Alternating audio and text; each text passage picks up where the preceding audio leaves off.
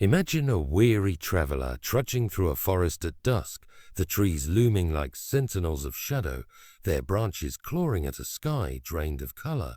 His lantern flickers a frail pulse against the encroaching dark, and the path ahead twists into a maze of thorns and mist. The songs of his youth, those bright hymns of a God who scatters blessings like spring blossoms, echo faintly now, drowned by the wind's mournful howl. Has the guide who once lit his way abandoned him to this wilderness? I have been that traveller, my steps faltering under burdens I could not name, my heart a drumbeat of questions with no reply. Perhaps you too have wandered such a road, where every stone seems a stumbling block, every silence a rebuke. Yet what if this tangled wood, this storm-swept night is no proof of desertion?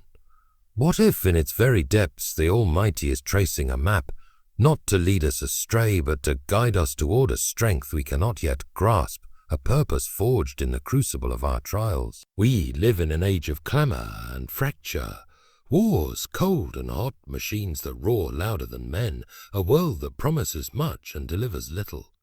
In the bright sanctuaries of our childhood, we were taught that God is the architect of joy, the weaver of every glad thread in life's tapestry. The preacher's voice rang clear. Trust him, and the harvest will be bountiful, the days golden with peace. But what of the seasons when the harvest withers, when the threads fray and snap? I have stood in Oxford's quiet corners, watching students bustle with dreams, and felt the pang of my own unravelling. Books unwritten, hopes deferred, a soul adrift in questions too heavy for ink.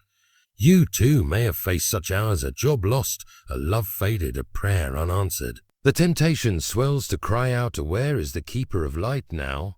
Yet pause for a moment and consider. Might these shadows be his workshop, these storms his tools? Picture a ship tossed on a sea without shore, its sails shredded by a gale that spares no mercy. The stars, those ancient beacons of hope, vanish behind a curtain of cloud, and the sailor clings to the helm, his compass a mad dance of indecision. I have been that sailor, lashed by doubt, drenched in weariness, peering into the void for a sign of the captain's hand. You may know the deck as well, the creak of despair beneath your feet, the salt of tears mingling with the spray. In such moments the heart whispers a bitter tale. God has turned away, the helm is unmanned. But what if the tempest tells a different story? What if the wind that tears at us is his breath, not of wrath, but of crafting, of force to steer us not to ruin, but to a harbour of resilience we cannot yet spy? Scripture bids us recall Job, a man whose life crumbled like a house of dust, wealth gone, children lost, his body a map of sores. Did he not have cause to curse his Maker and fade into the earth? Yet he stood, a battered oak against the gale, and God was nearer in that ruin than in the days of his plenty. I have written elsewhere that pain is God's megaphone to rouse a deaf world, not to deafen us with noise, but to awaken us to his presence. So it may be with you. When the forest thickens, when the ship reels, when the silence presses like a weight, the Almighty is not absent. He is the weaver still, threading your struggles into a tapestry whose pattern lies beyond our mortal sight, a strength to bear burdens yet unborn, a purpose to light paths yet untrod. This is no idle fancy, no bomb to soothe a restless mind with empty cheer. It is a truth hewn from the raw stone of experience and the ancient words of revelation. I have known nights when the stars seemed a lie, when the ink dried and the page mocked me with its blankness. Yet in those same nights a flicker stirred, a sense that the dark was not the end but a beginning. Have you felt it too, a whisper beneath the storm, a glow beneath the ash? We are not abandoned travellers, you and I.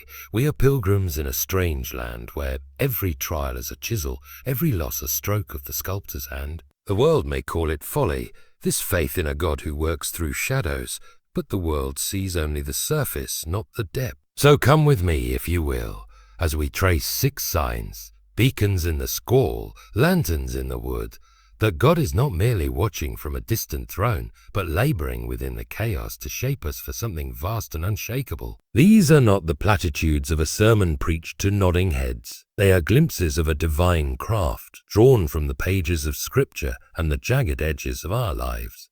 First, we shall stand at the edge of surrender, where the soul teeters and the forge ignites. Then we shall step into a silence that deafens, a hush where the captain speaks. Doubt will stalk us like a beast, and doors will slam with a clang, yet through it all we shall be stretched and kindled until a strange fire burns within. Each sign a thread, each thread a strength, woven for a purpose beyond our ken. If these words strike a chord within you, if they call to mind your own forest, your own do not keep them to yourself, or pass them to another soul weathering their storm, for truth grows brighter when shared. Tell a friend of the traveller, the sailor, the weaver who works unseen. Write it in a letter, speak it over tea, shout it from the rooftops if you must. God is not gone. He is near, and the shadows are his fort. In this age of noise and fracture, we need such lanterns, lights to pierce the mist to guide us home. Will you join me on this journey? Will you dare to see the tempest as a promise, the dark as a dawn?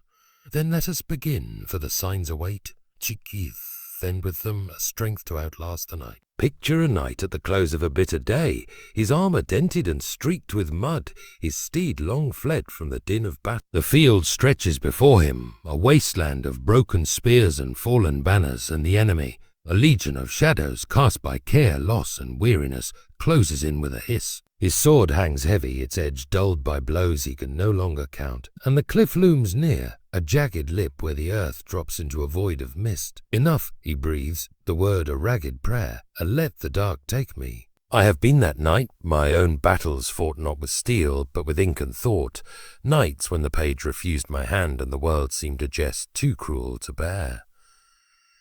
Have you stood there too at the edge of your strength where every step feels a surrender? We are taught in the warm glow of childhood's faith that God is the shield of the righteous, the giver of victories unmarred by defeat. The preacher's voice echoes still, trust him and the path will be smooth, the dawn unbroken. Yet what of the hours when the shield bends, when the dawn tarries and the night presses like a stone upon the chest? I have known such hours, Oxford's towers fading into fog, my desk a silent judge, my spirit whispering, I can go no further.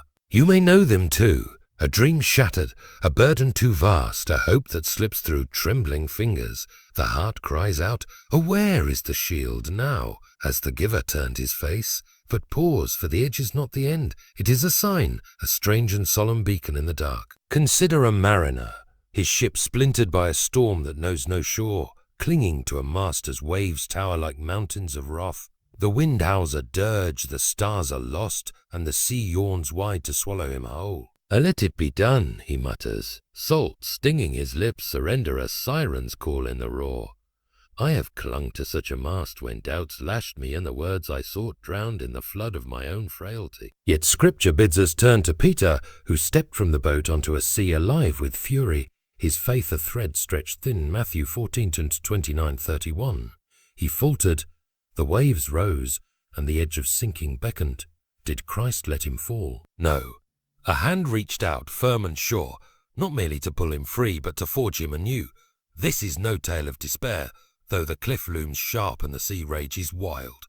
When you stand at the edge, when the knight's sword drops, when the mariner's grip slips, it is not the close of the story. It is the moment God bids you lift your eyes from the abyss to an unseen shore, a strength glimmering beyond the mist.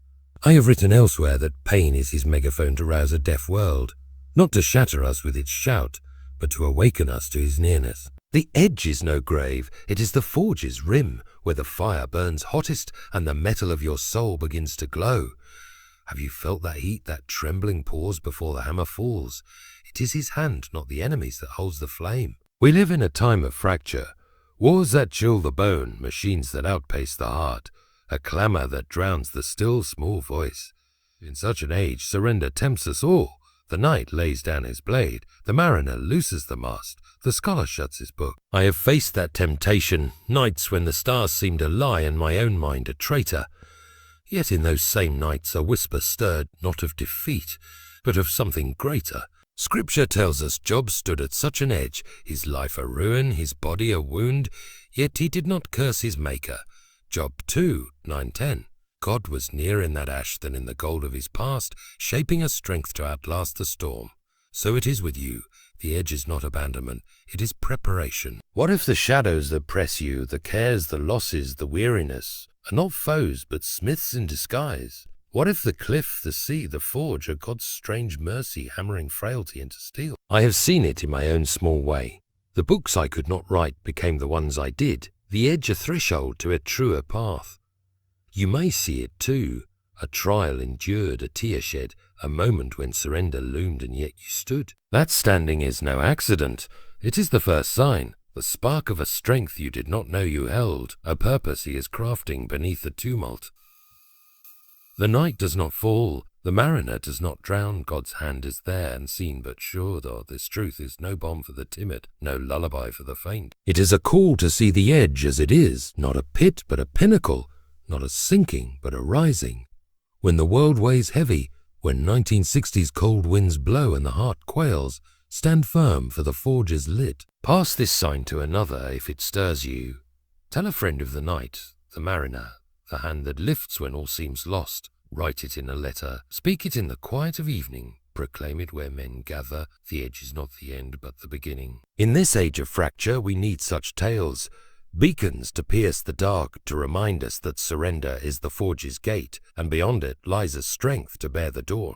Imagine a watchman perched atop a crumbling tower, the night thick as ink, the wind a low growl through the stones.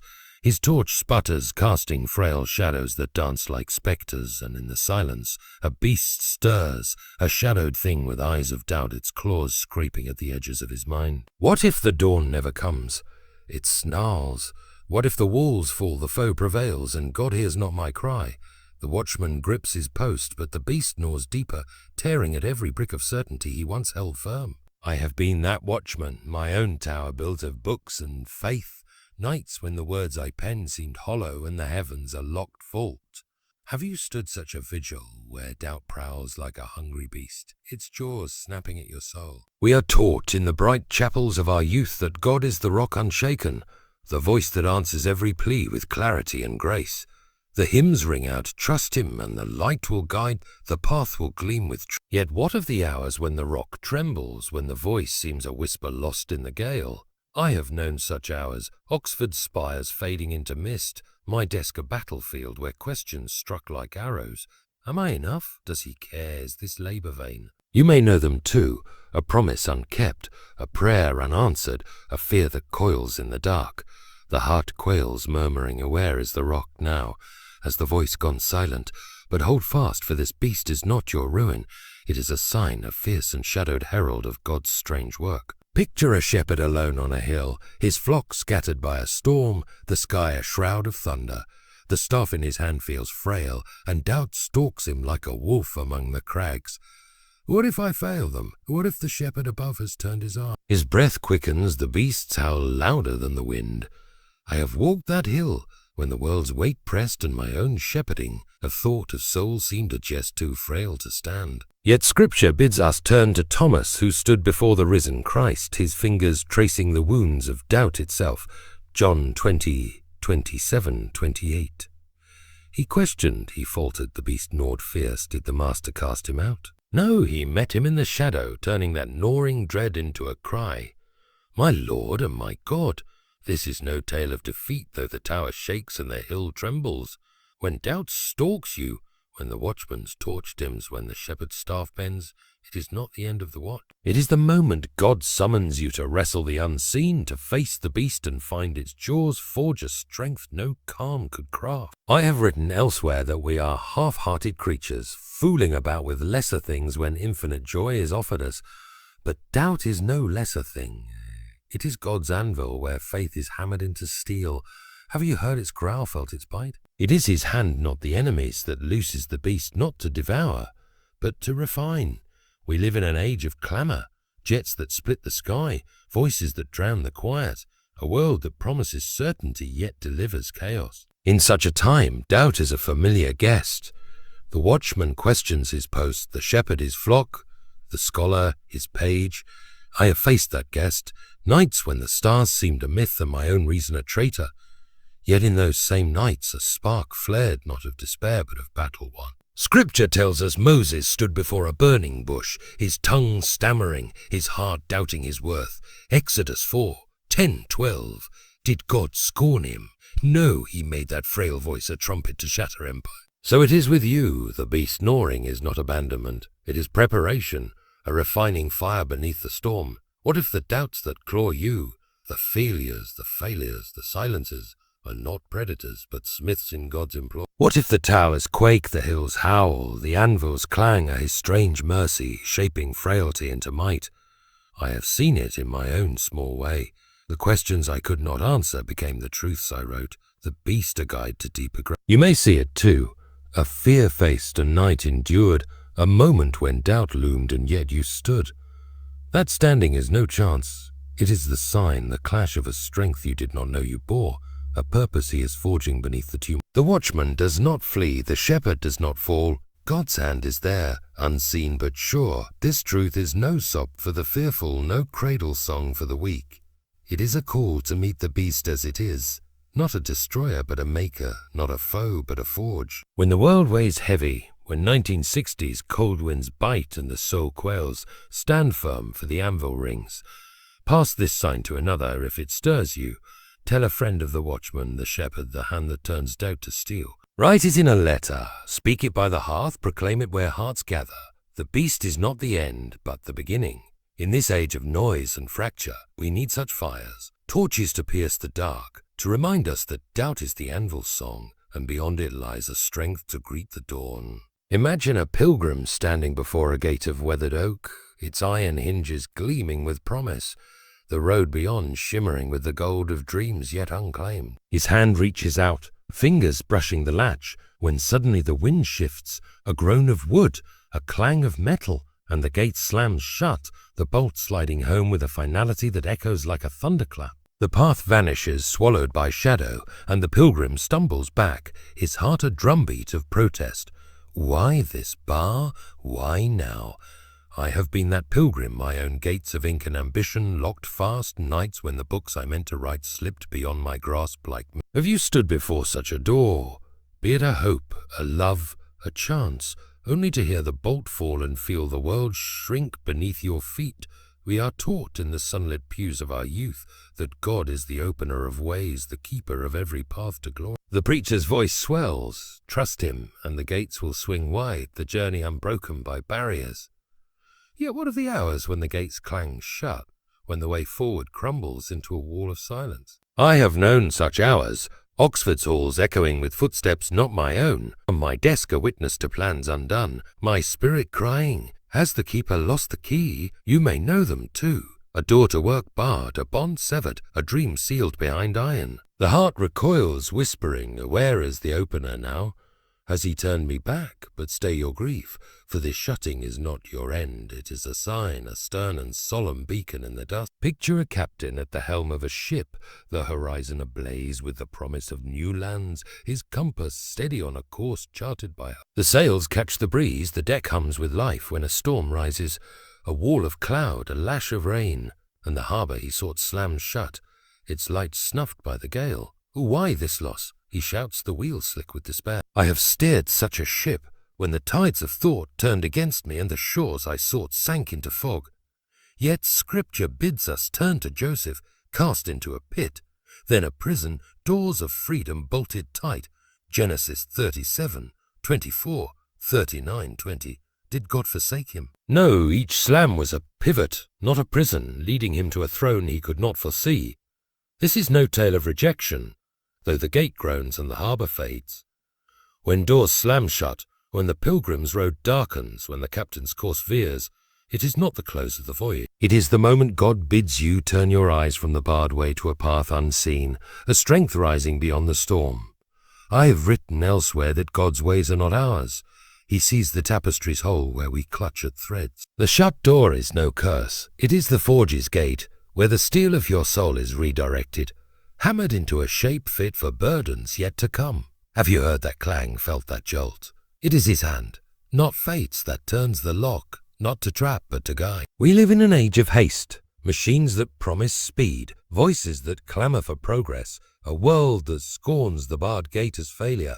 In such a time closed doors sting sharp. The pilgrim mourns his road, the captain his harbour, the scholar his unwritten page. I have felt that sting days when the world's rush left me behind and my own plans lay in splinters, yet in those same days a whisper grew, not of loss but of redirection. Scripture tells us Paul sought Asia, then Bithynia, only to find doors shut fast by the Spirit. Acts 16:6-7.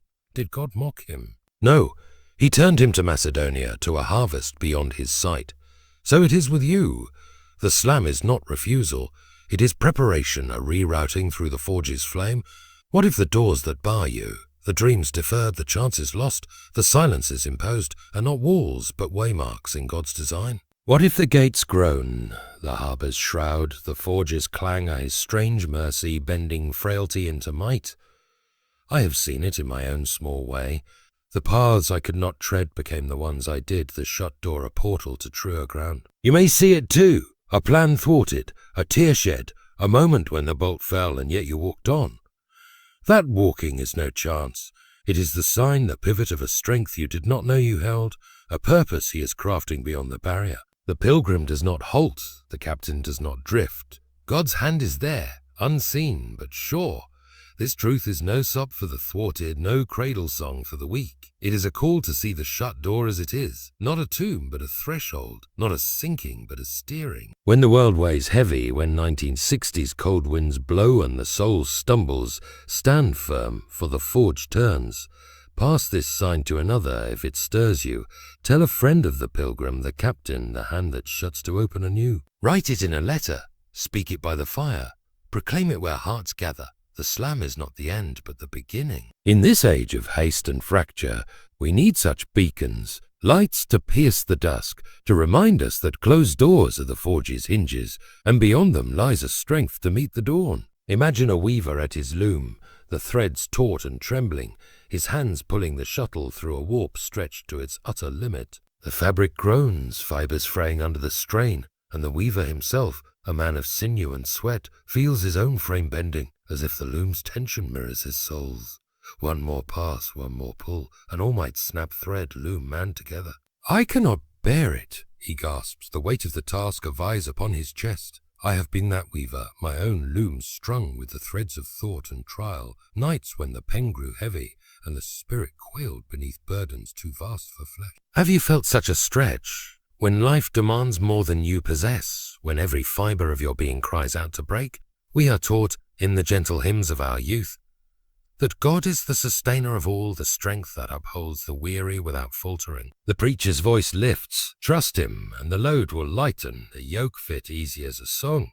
Yet what of the seasons when the yoke chafes roar, when the strength ebbs and the load presses like a millstone? I have known such seasons. Oxford's quiet corners mocking my fatigue, my desk a witness to hours that stretched me thin, my heart whispering, "Has the sustainer left me to shatter?" You may know them too. A duty unending, a sorrow unyielding, a call that pulls you beyond your breaking point. The soul groans, pleading, where is the strength now? Am I to snap?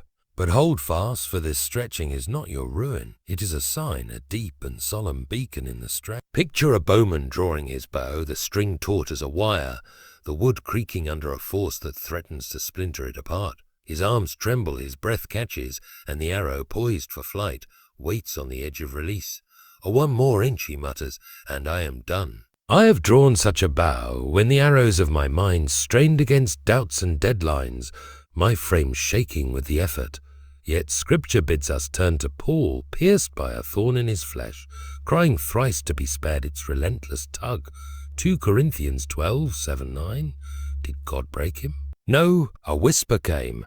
My grace is sufficient for thee, for my strength is made perfect in weakness. The bow did not snap, it loosed an arrow farther than ease could aim. This is no tale of collapse, though the loom groans and the bow quivers. When you are stretched beyond breaking, when the weaver's threads fray, when the bowman's arms falter, it is not the end of the weave. It is the moment God bids you see the tension as his craft, a strength rising beyond the snap you fear. I have written elsewhere that God cannot give us peace apart from himself, for it is not there. He stretches us to find it in him alone. The breaking point is no fracture. It is the potter's wheel where clay is pressed and pulled into a vessel vast and deep. Have you felt that pull, that trembling edge? It is his hand, not chaos's, that shapes the strain, not to shatter but to enlarge. We live in an age of rush, clocks that tick too fast, machines that demand more than men. a world that scorns the stretched soul as weak. In such a time the strain bites hard. The weaver dreads the snap, the bowman the miss, the scholar the blank page. I have borne that bite, days when the world's pace outstripped me and my own limits loomed like foes. Yet in those same days a glow stirred not of breaking but of being remade. Scripture tells us Jacob wrestled through the night, his hip wrenched, his body stretched to its brink. Genesis 32:24-25. Did God crush him? No, he blessed him with a new name, a strength to walk anew. So it is with you. The stretch is not destruction, it is preparation, a widening through the potter's fire. What if the burdens that stretch you, the tasks, the trials, the silences, are not chains but chisels in God's grip? What if the looms groan, the bows creak, the wheels turn at his strange mercy, moulding frailty into might? I have seen it in my own small way. The hours I could not endure became the ones I did, the stretch a gateway to truer work. You may see it too.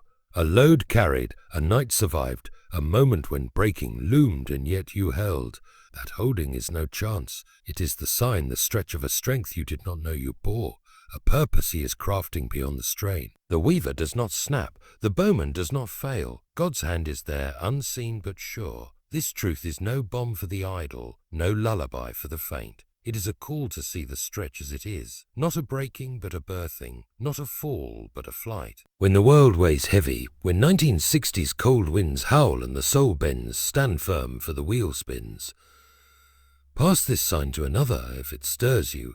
Tell a friend of the weaver, the bowman, the hand that stretches to strengthen. Write it in a letter, speak it by the lamp, proclaim it where spirits gather. The strain is not the end, but the beginning. In this age of rush and fracture, we need such fires, beacons to pierce the dusk, to remind us that stretching is the potter's art, and beyond it lies a strength to greet the dawn. Imagine a wanderer lost in a wasteland, the earth cracked and grey, the sky a shroud of ash where once the sun blazed. His boots crunch over the ruin of dreams, shattered hopes, scattered plans, and the air hangs heavy with the dust of what might have been. Yet beneath his ribs a flicker stirs, faint as a candle in a gale, a warmth that defies the cold. This cannot be all, it whispers there is more. I have been that wanderer, my own wilderness paved with unwritten pages and unanswered prayers, nights when the world's ash seemed my only inheritance. Have you walked such a waste, amid the rubble of loss, the chill of despair, only to feel a strange fire kindle within, a glow that no wind can snuff? We are taught in the radiant sanctuaries of our youth that God is the flame of life, the light that banishes every shadow with a blaze of glory. The preacher's voice soars. Trust him and the fire will burn bright, the day unclouded by dusk. Yet what of the seasons when the flame gutters, when the light dims and the ash piles high? I have known such seasons. Oxford spires lost in fog, my desk a grave for faded ink, my spirit murmuring, has the flame gone out? You may know them too. A joy extinguished, a purpose buried, a ruin that mocks your every step. The heart falters asking, where is the light now? Am I left to cinders? But pause, for this flicker is not your end. It is a sign, a deep and radiant beacon in the waste. Picture a smith at his forge, the bellows hushed, the coals a mound of grey, yet beneath an ember pulses, a spark that holds the promise of a blaze. His hands are still, his brow furrowed, but the glow persists, whispering of iron yet to be shaped. Is this all? He wonders, the ash cold against his skin.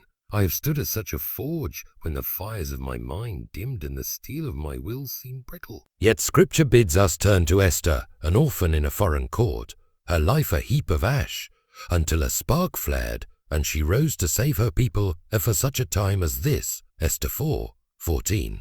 Did God leave her in the dust? No, the ember kindled and the wasteland bloomed. This is no tale of ashes, though the wasteland stretches and the forge lies still. When a strange fire kindles within, when the wanderer's chest glows, when the smith's ember hums, it is not the close of the tale. It is the moment God bids you see the ruin as his canvas, a strength blazing beyond the grey you mourn. I have written elsewhere that there are far better things ahead than any we leave behind. This fire is their herald, an alchemy that turns cinders to gold. The kindle is no whim. It is the weaver's thread stitching your struggles into a tapestry vast and bright. Have you felt that glow, that quiet burn? It is his hand, not chances, that strikes the spark, not to taunt, but to transform. We live in an age of clamour, jets that roar, cities that pulse, a world that buries the still flame under noise and haste. In such a time the ash falls thick, the wanderer doubts his path, the smith his craft, the scholar his quill. I have sifted that ash, days when the world's din drowned my own light and my soul seemed a spent coal. Yet in those same days a flame stirred, not of despair but of defiance. Scripture tells us Daniel faced the lions, his hope a flicker in a den of death. Daniel 6:16-22. Did God forsake him? No, the spark held and the dawn broke. So it is with you. The kindle is not extinction, it is preparation, a fire beneath the waste that heralds purpose anew. What of the ruins that cloak you, the losses, the silences, the dust are not graves, but hearths in God's design? What if the wastelands chill, the forge's hush, the weaver's thread are his strange mercy, kindling frailty into might? I have seen it in my own small way. The pages I could not fill became the ones I did, the ash a bed for truer flame. You may see it too, a grief born, a night outlasted, a moment when the grey loomed and yet the glow grew. That growing is no chance, it is the sign, the blaze of a strength you did not know you held, a purpose he is crafting beneath the rubble. The wanderer does not fade, the smith does not falter, God's hand is there, unseen but sure. This truth is no bomb for the timid, no flicker for the faint. It is a call to see the kindle as it is, not a dying coal but a dawning fire, not a waste but a womb. When the world weighs heavy, when 1960s cold winds scour and the soul quails, stand firm for the ember burns. Pass this sign to another, if it warms you. Tell a friend of the wanderer, the smith, the hand that kindles through ash. Write it in a letter, speak it by the glow, proclaim it where hearts gather.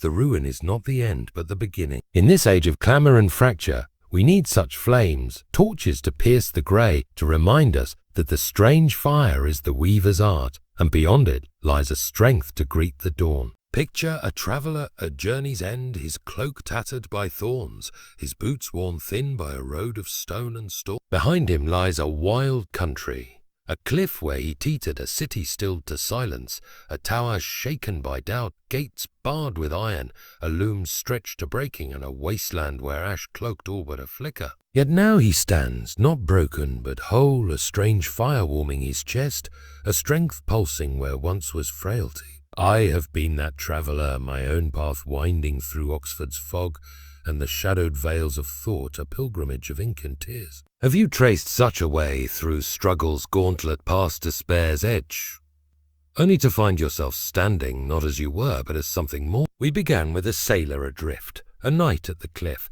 a watchman besieged by doubt, figures lost in a tempest of their own making, crying out for a captain, a shield, a rock. The signs were 6, each a lantern lifted against the dark, the edge of surrender where the forge first glowed, the silence that hushed the clamour, a harbour of whispers, the beast of doubt, an anvil of faith. The doors slammed shut, a pivot to unseen path, the stretch beyond breaking, a potter's widening wheel, and the strange fire kindled within, a blaze born of ash. These are no mere tales to soothe a restless night. They are the raw stuff of God's strange mercy, a workshop where struggles hammer frailty into steel. I have walked this forge, my own soul dented and reshaped. Have you seen these signs, felt their heat? The world teaches us otherwise, does it not? In this age of 1960, with its cold winds and clanging machines, we are told that struggle is failure, silence is abandonment, doubt is defeat. The gates that shut are losses to mourn, the stretch a floor to mend, the ash a grave to flee. I have heard that chorus Oxford's halls buzzing with it, my desk a mirror to its tune, nights when I nearly believed the lie. Yet Scripture sings a different song. Job rebuilt from ruin. Elijah heard in stillness, Thomas touched the truth, Joseph rose through bars, Paul bore the thorn, Esther blazed from dust. Each sign a thread, each thread a strength, woven by a weaver who sees the tapestry's end where we grasp at scraps. Ooh, is this not your story too? A weave of shadows and sparks. Consider the knight who stood at surrender's edge, the city that fell silent, the watchman who wrestled doubt. Did they fall? No, the forge glowed, the whisper sounded, the beast forged faith. The pilgrim at the gate, the weaver stretched thin, the wanderer in the waste. Did they break? No. The doors turned, the wheel widened, the ember flared. I have seen it in my own small mirror. The ink that dried became the words I wrote, the silence a cradle for thought, the doubts a fire for truth. You may see it too, the trial that did not crush, the loss that did not bury, the ruin that did not quench. These are not accidents, they are God's craft, a strength hammered upon the anvil of your soul, a purpose threading through the dark. Can you deny the glow within you now? We live in a fractured time. Wars that chill, voices that drown, a clamour that bids us see only the storm and miss the harbour. In such an age, the signs are easily lost, the edge seems a pit, the silence a void, the beast a victor. I have stood at that brink, the world's noise a siren to despair, my own heart tempted to call the forge a foe. Yet in those same moments a light broke, not of my making, but of his. I have written elsewhere that there are far, far better things ahead than any we leave behind. This journey proves it so.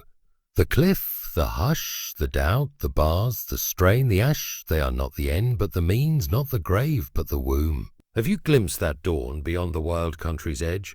What if your struggles, every jagged stone, every locked gate, every trembling thread, are not chaos but chisels in God's hand? What if the signs are his strange mercy, not to break you, but to build you, a strength to bear burdens yet unseen, a purpose to light paths yet untravelled? I have felt it in my bones.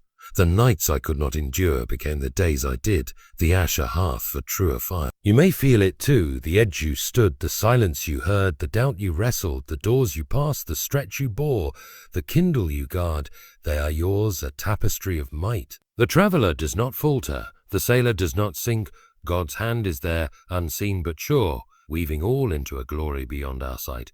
This is no lullaby for the faint, no bomb for the idle. It is a trumpet to rouse the weary, a torch to pierce the dusk. When the world weighs heavy, when 1960's cold winds howl and the salt quails, stand firm, for the weaver works. Pass this light to another. If it warms you, tell a friend of the night, the watchman, the wanderer, the hand that turns ash to flame. Write it in a letter, speak it by the hearth, proclaim it where hearts gather. The struggle is not the end, but the beginning. In this age of fracture and haste, we need such lanterns, beacons to guide us through the wild country of grace, to remind us that the forge, the anvil, the wheel are his, and beyond them lies a strength to greet the dawn. Trust this even when the hammer falls. The signs are true, and the best is yet to come.